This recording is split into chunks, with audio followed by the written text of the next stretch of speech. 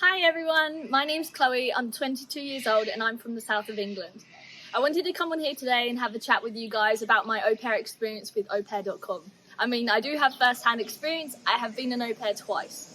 My first au pair experience was in Paris, France. This was from July to November 2020. I'm sure we all remember during this time it was very difficult for all of us with COVID-19, so there were many restrictions, especially in the UK. However, I was very lucky that I found a short time where I was able to fly from the UK to France. I initially decided to become an au pair because it's such a good option to travel on a small budget. The au pair program can basically take you anywhere in the world, and I'd heard a lot of good things about the program, so I thought I may as well try it for myself.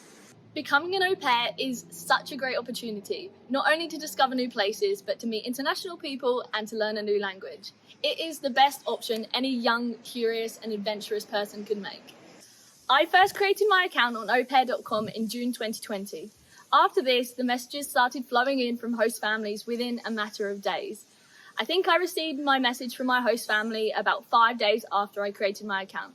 Once you put in a lot of detail, the families do really get to see into your personality and who you are and what you like doing. The host family I ended up going with in the end stood out to me for three main reasons. Number one being that they just felt so genuine whenever I would talk to them. I wanted to talk to them longer on the phone, I wanted to be around them, and that's really what you want when you're going to be living with a family 24/7, is just to be comfortable. Number two would be the location of where they lived. It was right in the heart of central Paris. What more could a 21-year-old want, living her dream Parisian life? But I'm pretty sure we were in the 7th arrondissement. Hopefully I got that word right, I never say it right. But it was only about a 10-minute walk to the Arc de Triomphe and a 20-minute walk to the Eiffel Tower. After exchanging messages through the platform expereinces.com, me and my host family decided to move the conversation to WhatsApp. This is just so that it was easier to exchange messages and have quicker replies, and to actually video call them. It's so important to video call your family before even deciding to move out there.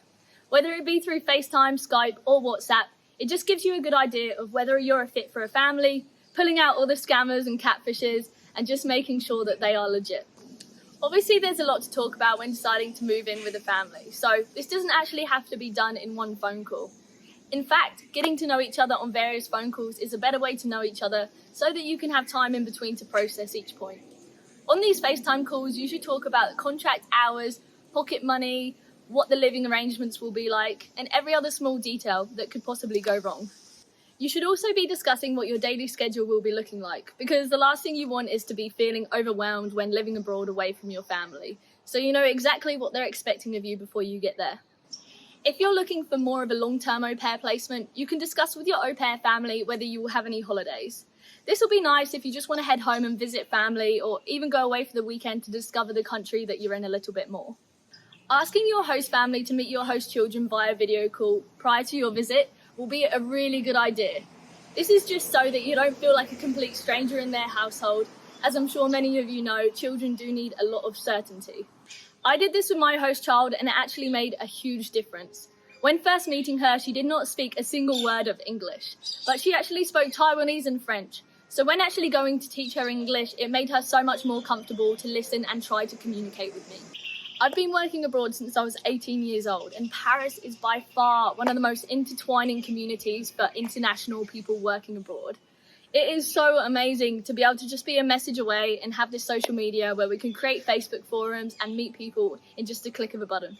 I found most of my friends in Paris either on Bumble or au pair Facebook forums.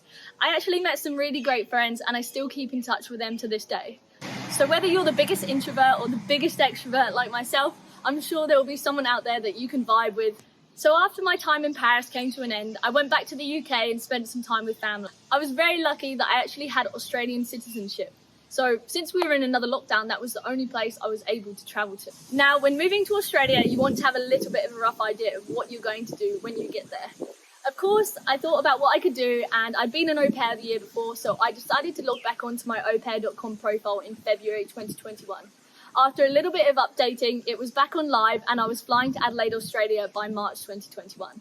It was actually my first time in Australia, even though I am an Australian citizen, so I only wanted a short placement just to see where life would take me. So I went on my au pair placement from March 2021 to June 2021. So when I moved here, it wasn't just as simple as flying from London direct to Adelaide. I had to come to Darwin, Northern Territory to quarantine for 2 weeks in the facility there. It did cost me a lot of money, but my host family was absolutely amazing and actually paid for half of that for me. Now, I'm not sure if you'll look around me, but I've got beautiful surroundings and I am in Darwin, Northern Territory right now. In quarantine, I met my current partner, so after I had my au pair placement, I moved straight up here to Darwin. My second au pair experience was very different from my first experience in Paris. Obviously, Paris is a huge international city, so it's very easy to meet people all around the world. Where I was, it was a small beach town in Adelaide, so it was more of a place to live, not so much to travel to, even though the beaches were absolutely stunning, some of the best in the world at Port Bolunga. For example, in Paris, almost every other day we would go to sleepovers, we would go to parties, museums, brunch. There was a never-ending list of things to do. On the other hand, in Adelaide, Australia, of course you could swim, you could surf. I was there in winter, so it was a little bit cold, but you get the point. I did actually end up meeting some friends on Bumble, but they were unfortunately about a 45-minute drive away. I was out of the city and they lived in the central area of Adelaide. In France, I was taking care of a 4-year-old child. However, in Adelaide, Australia, I was taking care of a 14-year-old child with a single dad. I know that a lot of au pairs wouldn't even consider working for a single parent family, let alone a single dad family. Maybe you're worried that it will be a bit too boring or a bit too exhausting with all the work on your hands. If you are feeling this way, I wouldn't completely push the idea out. Just have a chat to the parents and talk to them about your doubts, and maybe they can give you a little bit of reassurance.